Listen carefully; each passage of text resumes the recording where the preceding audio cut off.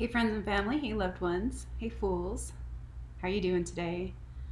So I got on here yesterday and I did like almost an hour and a half video and didn't know I was gonna share that much, but um, just coming back to follow up and follow through with some things that I received yesterday after I got done recording.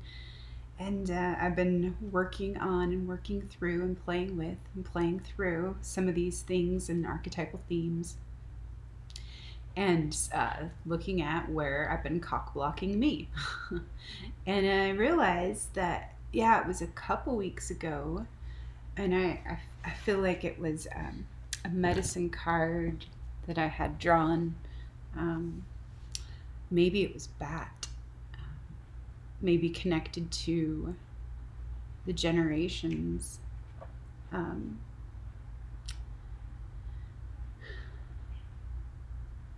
it said something like, if you're blocking yourself, you're blocking the future generations that come after you. And so then I started thinking, okay, well, that's interesting.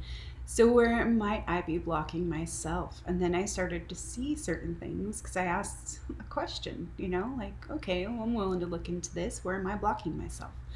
And so that's when I got into like looking at pride, when that kind of, because I could see that on the outside of me. I could see that, oh gosh, it may take some time to change people's minds or for them to change their own minds because of this pride of wanting to be right and not wanting to be wrong. And like kind of looking at some of the stories and silly bullshit songs that have been on repeat, you know, um, on that, broken record propaganda machine. Yeah, all that silliness and mind control, ego vanity, ego flattery. Yeah. When really it's like disguised, it's idealism disguised as hate, you know? And so just kind of looking at some of those things and seeing that, yeah, when I know like how it is, like when we put so much energy into a story or into a myth or attach so much to a certain belief that it can be very, very painful to let go of or to release. Because we've put so much of ourselves or so much of our energy into it. And sometimes it's like, yeah, it is really hard to let go of. And when I was reading about pride and letting go a couple weeks ago, yeah, I think David Hawkins had said something about, people are so like attached to their pride that they'd rather like sometimes die than kind of let it go. And so, yeah, it's just kind of like seeing those things, like where, yeah, it's just like what we're in the most resistance to is actually like a part of what can help liberate us in certain ways, but it can be like super challenging to let go, especially like if we have invested a lot of our life force or our livelihood or our time and life into like certain stories or certain attachments or certain beliefs, certain identities, those links in that chain and those chains of slavery. And so I just thought it was interesting, like just how it's such a continuous stream of synchronicity and just so cool, like, and yeah, it's so magical for me, like just to play with and play it, play at being, and yeah, play and receive through all these things. And so talking about samskaras yesterday and just kind of looking into those things, I don't think I've ever heard about those like until last week. I've heard of samsara, like the wheel of suffering, but not like what samskara is. And so just kind of like, being curious, letting my curiosity lead me to the answers, or just like be open to receive like what wants to come in, and what wants to be manifested in certain ways. So,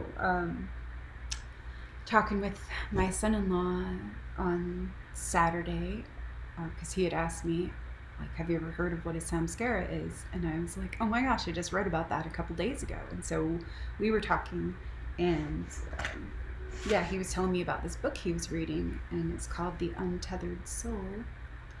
Yeah, and so I just got that yesterday, like maybe 2 hours after I recorded my video, and I flipped it right open, and the first page that I flipped it open to was page 82 and 83, and where I started reading. It was so cool too because it relates so well with everything, everything that's coming in and through and for me. So this one little spot here, it's just like, oh my god, it made me want to face palm myself because it was just so perfect. So when the energy can't make it through the mind because of conflicts with other thoughts and mental concepts, it then tries to release through the heart. That is what creates all emotional activity. When you resist even that release, the energy gets picked up and forced into deep storage within the heart. In the yogic tradition, that unfinished energy pattern is called samskara. This is a Sanskrit word meaning impression, and in the yogic teachings, it is considered one of the most important influences affecting your life. A samskara is a blockage, an impression from the past. It's an unfinished energy pattern that ends up running your life. The Untethered Soul, Michael A. Singer. So I just thought that was the most perfect thing for me to just to receive this book, open it up, flip it open, and then there it is right there, and it's so cool. So I actually ended up like reading the rest of the chapter, and that was from the spiritual, let's see, The Secrets of the Spiritual Heart. And that was chapter 6. But yeah, I actually got a lot out of just that first like little paragraph there, and it was just so cool to like learn a little bit more. But yeah, just what I've been thinking too, or like kind of receiving in some of my streams, was like certain impressions and imprinting. Yeah, since Duck came up a couple weeks ago, or maybe last month, and that was like about regulating the emotions and all of that. And yeah, I was just kind of thinking about like the ugly duckling and how and ducks and like how certain animals are imprint right away onto their mother or onto that parent or whatever, you know. And so it does relate in a lot of ways. And yeah, something that I wrote a couple days ago and that I shared in the last video, which was about impressions. And yeah, it's something I wrote on Monday, which yeah, wasn't that long ago. So the impressions, the ugly duckling looking for its mother and its true soul family tribe and a place to belong and be and become, to be loved for itself, at home and at one, at peace and grace, dream time, trust and grace, self-love and self-acceptance. And that's swan medicine. And so yeah, it just made me like, yeah, it just totally is. Knowing oneself and one's place in the whole and appreciating all the gifts, experiences, and opportunities, challenges, lessons, and personal development. Yeah, fullness and maturity and responsibility, accountability, knowing my worth and value are legitimately for me and we, forgiving for being and becoming, for appreciating and increasing, regenerating, change and growth, transformation. So, yeah, Swan also. Swan can help us navigate the dream time and get grounded. And Swan actually, as well, can see into the future. And so, yeah, there's those kinds of things coming up, like the past, present, and future, and like this new relationship with time. And the willingness to surrender, like the outcome or the attachment to the outcome, to source, to creator. And so, because I have mentioned before that I feel like, yeah, I have a Cassandra complex, like I can see all this stuff happening and I just feel helpless or powerless, like to do anything to change it. And so it's just like, all right, Well, I'm not going to indulge in self-pity or despair. Like, I am going to choose to see it from a unified perspective. And yeah, from that higher perspective, that wider perspective. Um, because we can't change or solve our problems on the levels of consciousness that they were created. And so, yeah, just looking into deeper things, about everything and letting go everything I think I know. Yeah. Because the only true wisdom is in knowing we know nothing, really. So, but yeah, I did super appreciate the messages that I received and the continuity and the reaffirming, yeah, streams and messages I needed to see for me. And so, what else can I share about that? Because there was so many cool things that did relate to what I was asking for and what I was asking to receive. So I ended up reading a few more pages and finished chapter 6. Very cool. That is such a great synchronicity in so many ways. Seeing where I blocked myself or my energy or my life from fully moving through me. So, and it said, yeah, so this process, it's just a practice, really. And it says, the very fact that you want to go through this process of freeing energy flow means that you are great. You will get there. Just keep letting go. You live in love and it feeds you and strengthens you. That is an open heart. That is the instrument of the heart as it was meant to be. Allow yourself to experience every note the heart can play. If you relax and release, this purification of your heart is a wonderful thing. Your heart will become accustomed to the process of releasing and cleansing. Just let it all happen. Yeah, that was from, The Untethered Soul, Michael A. Singer. Just, took some lines that I liked and wrote them down in my journal. Very good reminders. Your heart will become accustomed to the process of releasing and cleansing. Just let it all happen. And so that was on the same day on Monday where I was writing about the ugly duckling and the impressions and wanting to write down some things for inspiration and focus for the new moon that we just had yesterday, new moon in Taurus. And so I just kind of wrote down my new moon creative intentions and my personal development goals, and just some quick little summarizations of what I want to focus on and invite and work through. And just at the bottom of the page here, just have wellness, choices, nourishment, and nurturance, joyful participation in the sorrows of the world. The warrior says yes to life, yes to it all. Love informs the whole universe right down into the abyss of hell. Make room, choose joy, choose life, choose well. Your joy will burn out the pain. If all is right, then being wrong is all right too. The dual nature of the two that are one. Happy creating the new, true and full, regeneration, love values all, love always. So, love your joy will burn out the pain. Which relates to something that I wrote about the secrets of the spiritual heart. And let's see. You must learn to transcend the tendency to avoid pain. Wise beings do not want to remain a slave to the fear of pain. They permit the world to be what it is, instead of being afraid of it. They wholeheartedly participate in life, but not for the purpose of using life to avoid themselves. If life does something that causes a disturbance inside of you, instead of pulling away, let it pass through you like the wind. After all, things happen every day that cause inner disturbance or unease or that dis-ease. So once you clearly see the disturbed part, then ask, who is it that sees this? Who notices this inner disturbance? You start by watching. Yeah, and there's the watcher. This is your life. Reclaim it.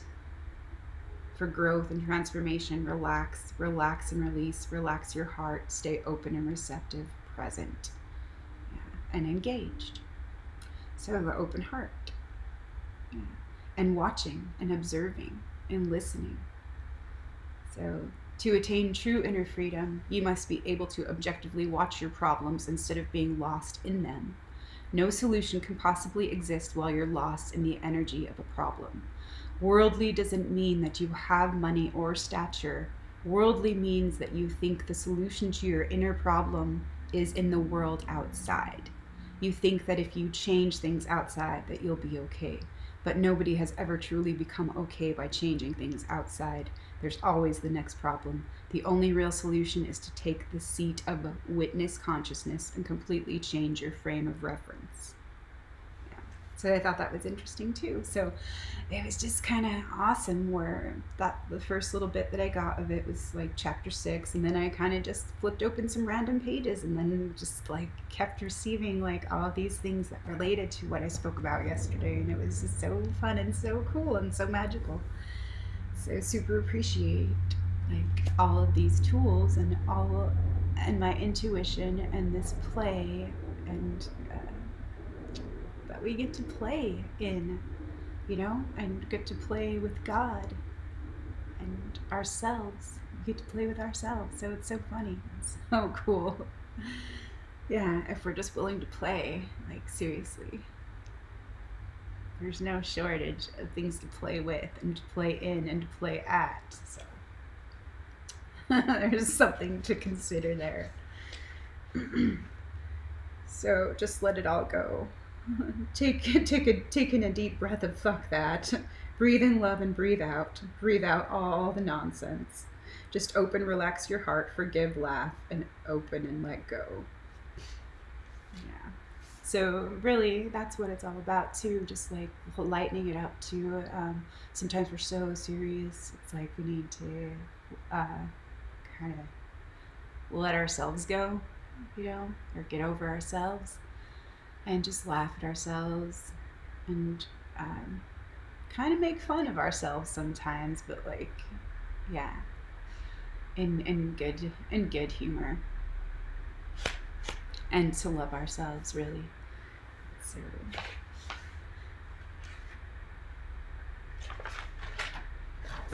and then there was something else I wrote down that has to do with freedom and liberation, and it was from the chapter Stealing Freedom for Your Soul, and that was chapter 10. So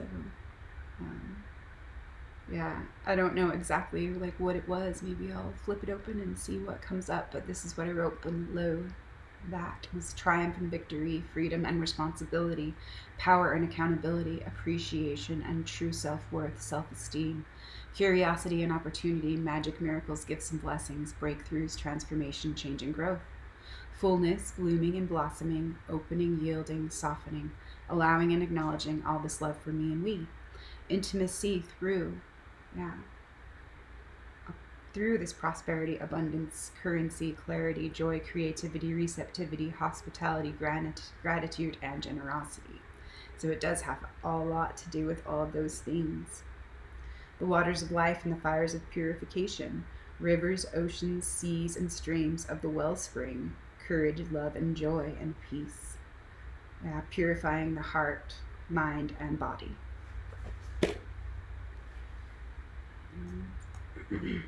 So focus on the basics. Just keep letting go and letting life flow. Get grounded and centered, rested, and choose the path of least resistance. Wu Wei, the middle way, harmonized polarities, receptive and open, active, direct, assertively aggressive, allowance, willingness, surrender, reception, acknowledgement, accountability, and appreciation, gratitude, presence, joy, and participation. Yeah, that's pretty much what I wrote yesterday, but we'll see. There's something here for us. So your inner roommate and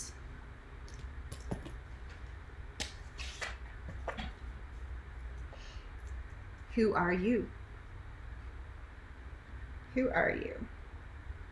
I am the one who sees. From back in here somewhere, I look out and I am aware of the events, thoughts, and emotions that pass before me. So now if I ask you, who are you? You answer, I am the one who sees. From back in here somewhere, I look out and I am aware of the events, thoughts, and emotions that pass before me. If you go very deep, that is where you live. You live in the seat of consciousness. A true spiritual being lives there without effort and without intent. Just as you effortlessly look outside and see all that you see, you will eventually sit far enough back inside to see all your thoughts and emotions as well as outer form. All of these objects are in front of you. The thoughts are closer in, the emotions are a little further away, and form is way out there. Behind it, all there you are. You go so deep that you realize that's where you've always been. At each stage of your life, you have seen different thoughts, emotions, and objects pass before you, but you have always been the conscious receiver of all that was. Now you are in your center of consciousness. You are behind everything, just watching. That is your true home. Take everything else, and you're still there, aware of that everything is gone. But take the center of awareness away, and there is nothing. That center is the seat of self. From that seat, you are aware that there are thoughts, emotions, and a world coming in through your senses, but now you are aware that you're aware. That is the seat of the Buddhist self, the Hindu Atman, and the Judeo-Christian soul. The great mystery begins once you take that seat deep within. Well, that was pretty cool. That was from chapter 3, Who Are You? And this one, right before chapter 2, true personal growth is about transcending the part of you that is not okay and needs protection. This is done by constantly remembering that you are the one inside that notices the voice talking. That is the way out. The one inside who is aware that you are always talking to yourself about yourself is always silent. It is a doorway to the depths of your being. To be aware that you are watching the voice talk is to stand on the threshold of a fantastic inner journey. If used properly, the same mental voice that has been a source of worry, distraction, and general neurosis can become the launching ground for true spiritual awakening. Come to know the one who watches the voice, and you will come to know one of the great mysteries of creation. So, that's pretty cool. I hadn't read either of those things. And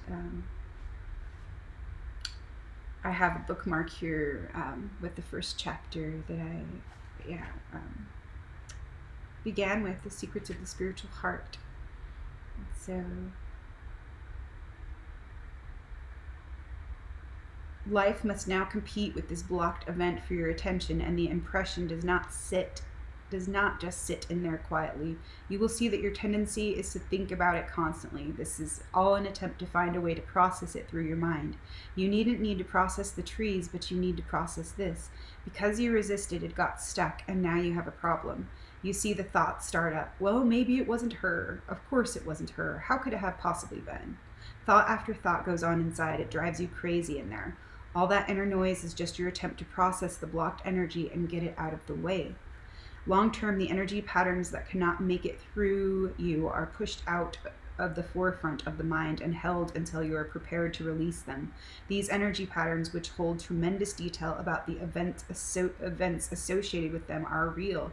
They don't just disappear. When you are unable to allow life's events to pass through you, they stay inside and become a problem. These patterns may be held within you for a very long time. It is not easy to keep energy together in one place for long. As you willfully struggle to keep these events from passing through your consciousness, the energy first tries to release by manifesting through the mind.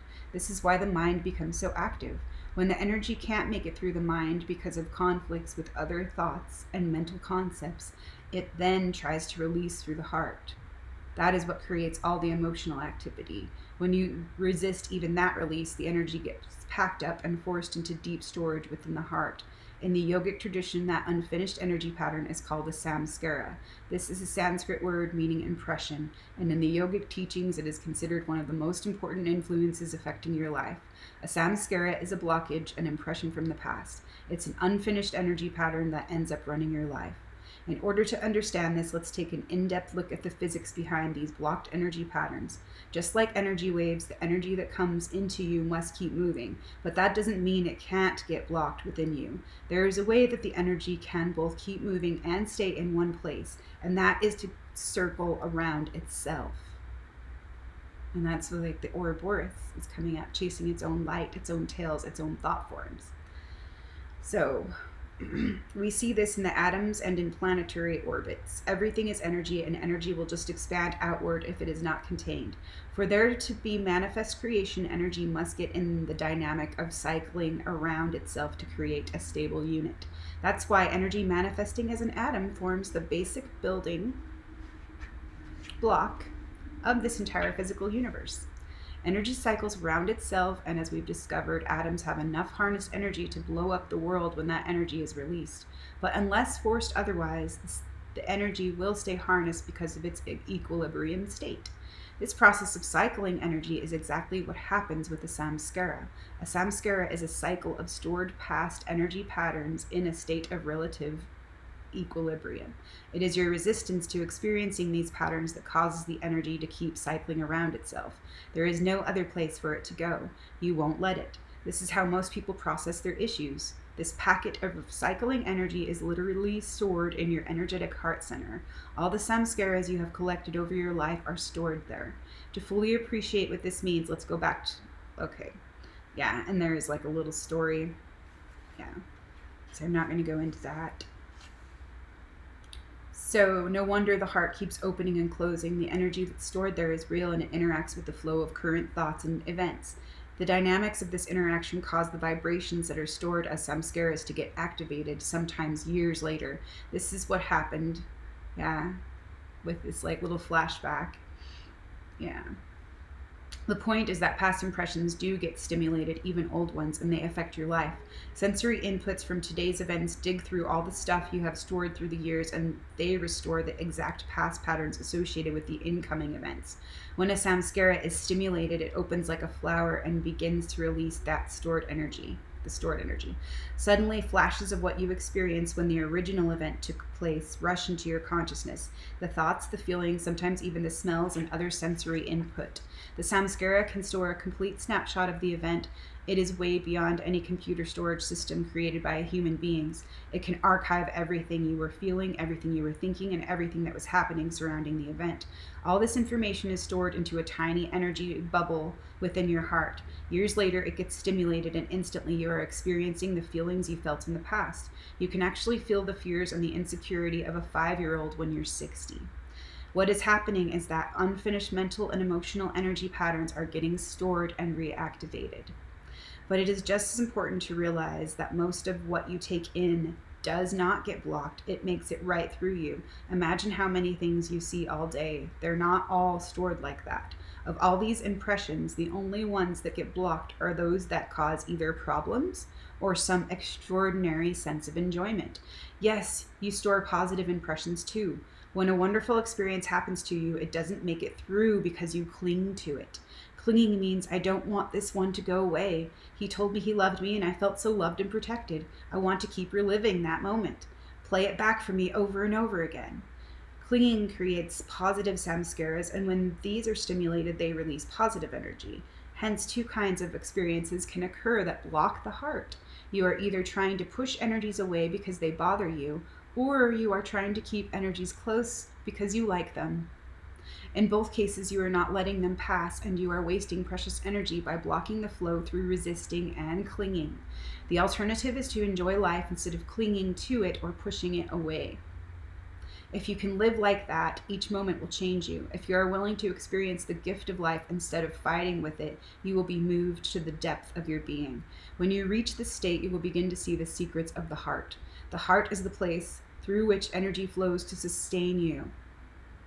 This energy inspires you and raises you. It is the strength that carries you through life. It is the beautiful experience of love that pours through your whole being. This is meant to be going on inside of you at all times. The highest state you can have ever experienced is simply the result of how open you were. If you don't close, it can be like that all the time. Don't sell yourself short. This can go on all the time.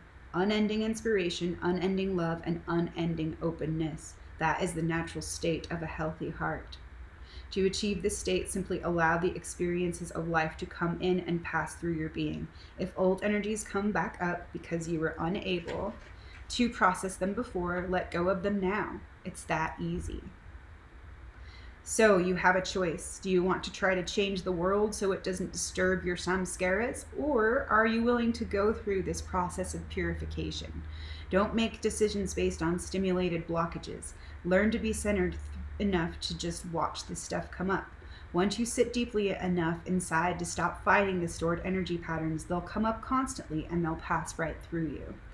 They'll come up during the day and they'll come up in your dreams. Your heart will become accustomed to the process of releasing and cleansing. Just let it all happen. Don't process them one by one. That's too slow. Stay centered behind them and let them go. Let go. Just like the physical body purges bacteria and other foreign matter, the natural flow of your energy will purge the stored patterns from your heart. So allow yourself to experience every note the heart can play. If you relax and release, this purification of your heart is a wonderful thing. Set your eyes on the highest state you can imagine and don't take them off. If you slip, just get back up. It doesn't matter. The very fact that you want to go through this process of freeing the energy flow means that you are great. You will get there. Just keep letting go. So yeah, that was like just awesome for me, like to receive all that. And then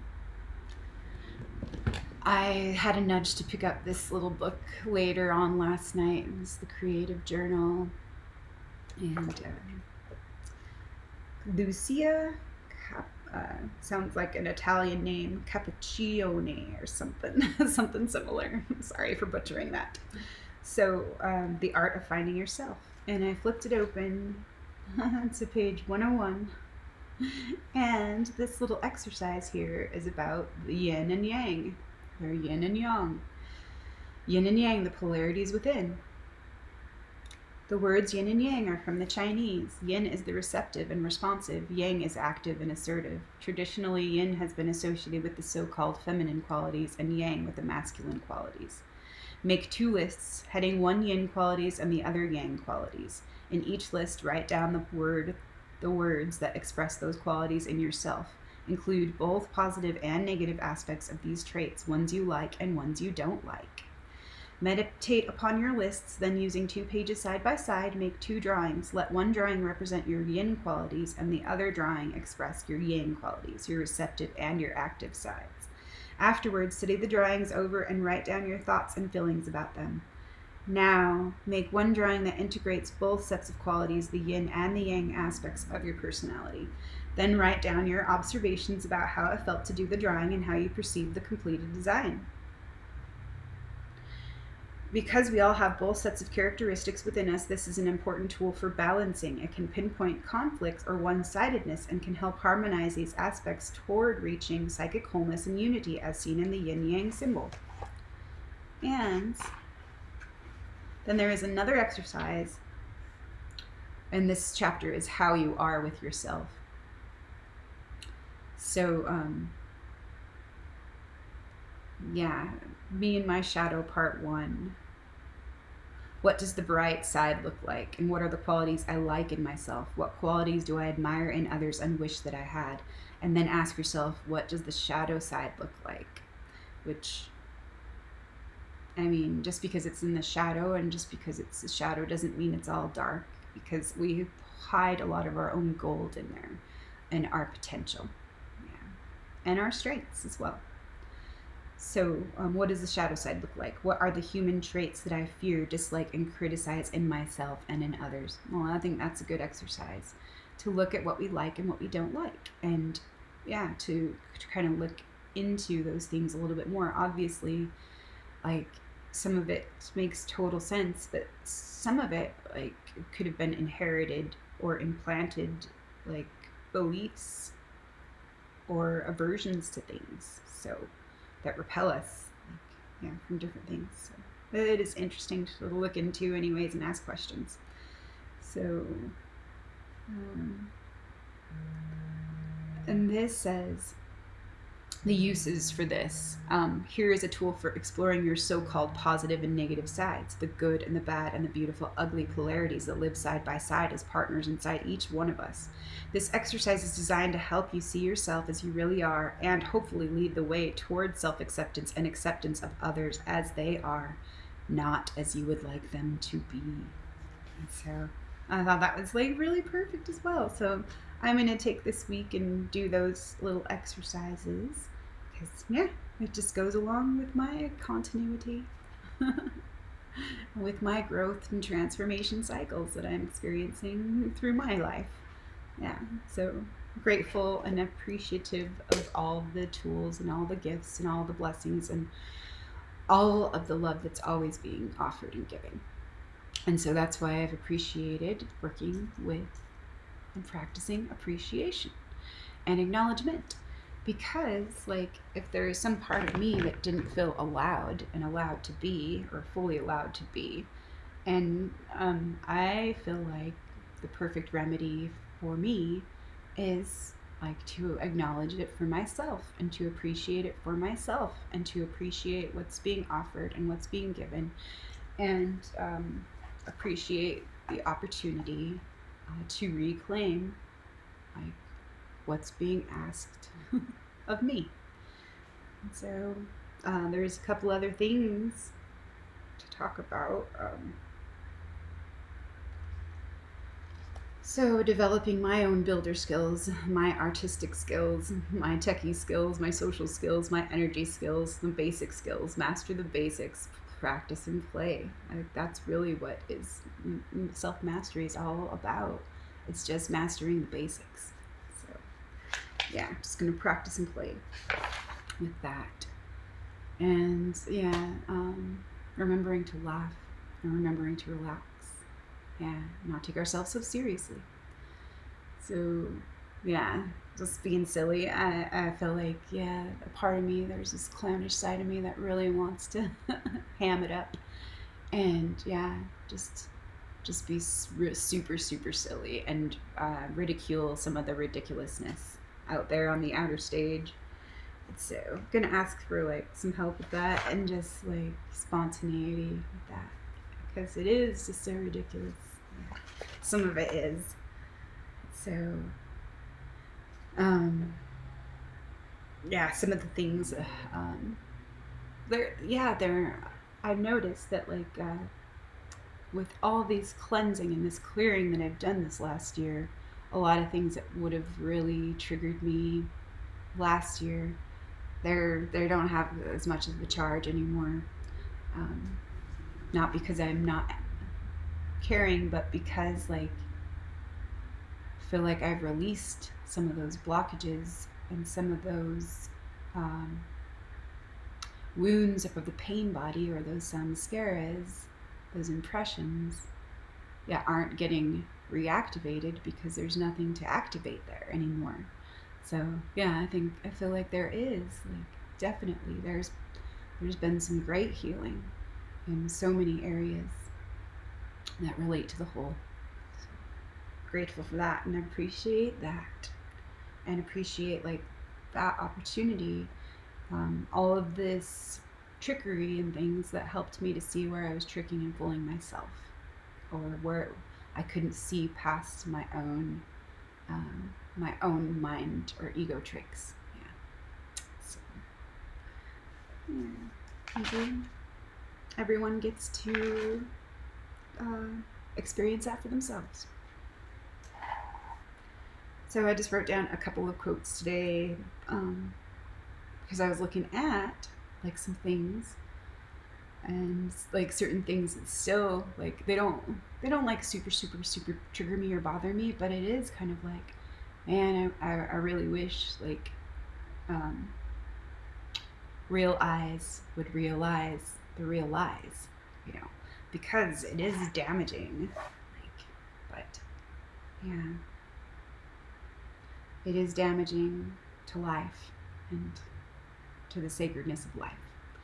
So be aware of any ideology that separates you from your fellow man. And in the words of Bertrand Russell, who said that fear is used to exclude and demonize those that are not seen as part of the herd, he also said to fear love is to fear life, and those who fear life are already 3 parts dead. The world is full of magical things patiently waiting for our wits to grow sharper. Much that passes as idealism is disguised hatred or disguised love of power. Fear is the main source of superstition and one of the main sources of cruelty. To conquer fear is the beginning of wisdom. Collective fear stimulates herd instinct and tends to produce ferocity toward those who are not regarded as members of the herd. The fact that an opinion is widely held is no evidence whatever that it's not utterly absurd. Neither a man, nor a crowd, nor a nation can be trusted to act humanely or to think sanely under the influence of a great fear. The demand for certainty is one which is natural to man, but is nevertheless an intellectual vice. So let's let go of all we think we know. And yeah, like that need to understand or that need to know. Like I do understand like how we can kind of get obsessive compulsive over that and want everything to show us that we're right or confirm our biases, you know. And why we like our echo chamber so much, and we rail against or knee-jerk react against anything that's different. And I think it's kind of sad in a lot of ways that it is like a stunt and a block to our emotional and spiritual growth and development. Ignorance and pride, yeah. So, it all relates. So do not fear to be eccentric in opinion, for every opinion now accepted was once eccentric. Bertrand Russell. The only true wisdom is in knowing that you know nothing. Socrates. And my last quote that I love from Till We Have Faces by C.S. Lewis. It's a myth retold about Psyche and Eros. And for all I can tell, the only difference is that what many see we call a real thing, and what only one sees we call a dream. But things that many see may have no taste or moment in them at all, and things that are shown only to one may be spears and water-spouts of truth from the very depth of truth. C.S. Lewis, Till We Have Faces, a myth retold. So, all right, well, thanks. I hope you're well. Hope you're taking good care of yourself, and be in love for yourself. All right, I'll talk to you next time. See you for now.